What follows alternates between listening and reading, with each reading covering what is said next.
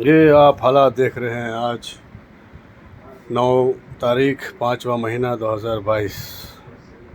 तूफ़ान चला बांडीपुरा के एरिया में। ये दरख्त पेड़ गिर गए हैं, गाड़ियाँ तबाह हो गई हैं, लोग बेघर हो गए।